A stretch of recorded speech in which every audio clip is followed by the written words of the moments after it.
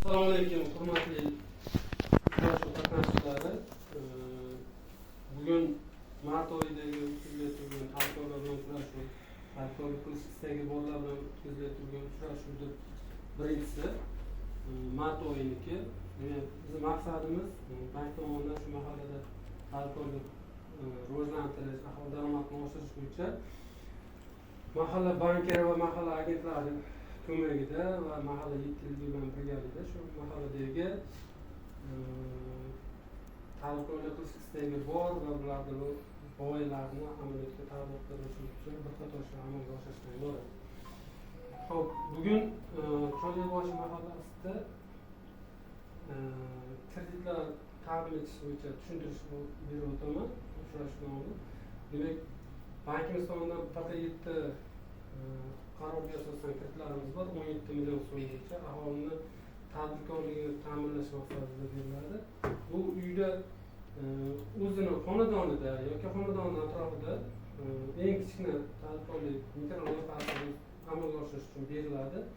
Pullar plastik kartaga tashlab beriladi. Kredit foizi 25% belgilangan 4 yil muddatga 6 oy imtiyozli davr bilan beramiz. Xo'p, bundan tashqari Patken tajribasi asosida yana bank mahsuloti joriy etilgan. Bu mahalla loyihasi kreditimiz. Assalomu alaykum. Mahalla loyihasi kreditimiz. Shu kreditga 50 million so'mgacha beriladi. Kreditimiz 5 yil muddatga 2 yil imtiyozli davr bilan beriladi. Xo'p, buni ham foizi 25%. Bunda loyihalar summasi kattaroq bo'lganligi uchun mahalla banki va agent tomonidan chuqur tahlil qilingan asosda beriladi. Kreditlar albatta aholi daromadini oshirish uchun bandligini ta'minlash uchun xizmat qilish kerak.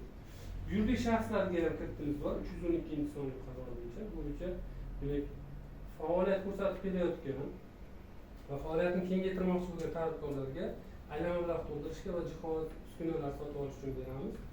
Toifamizdan kelib chiqib, tuman 21% yillik summasi 100 million so'mgacha garovsiz va 100 milliondan oshib 200 millionga 300 milliongacha bo'lgan qismiga garov taqdim etgan holda jami 300 million so'mgacha ajratamiz.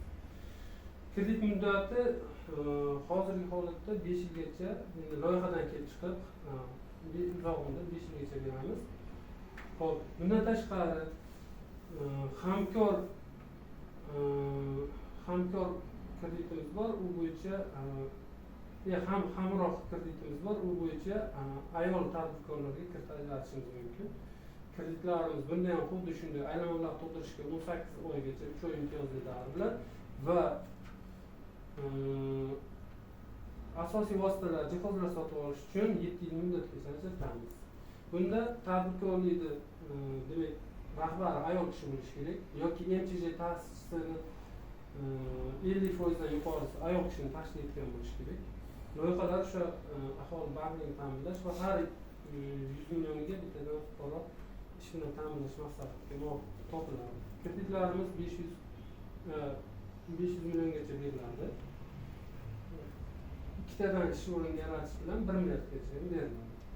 Xo'p, bundan tashqari faqat 61-sonli kreditimiz bor. Bu bo'yicha institutni bitirayotgan kursda o'qiyotgan talabalarga yoki institutni bitirganiga 3 yil bo'lmagan talabalarga, bitirgan yosh o'quvchilarga tadbirkorlik faoliyatini yo'lga qo'yish uchun ularga ham xuddi shunday tartibda kredit beramiz. Faqat bu kredit foizi 18% tashkil qiladi. Bunda kreditlar 100 million so'mgacha sug'urta va kafillik asosida beramiz. 100 milliondan oshgan qismiga garov qabul qilish belgilangan.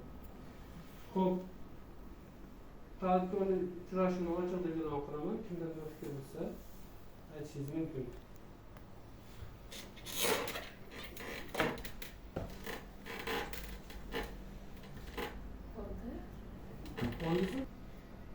Uchrashuvda demak to'rtta masala yozib oldik. Shu bo'yicha mahalla bankerimiz va mahalla agentimiz ishtirokida buni hal qilamiz.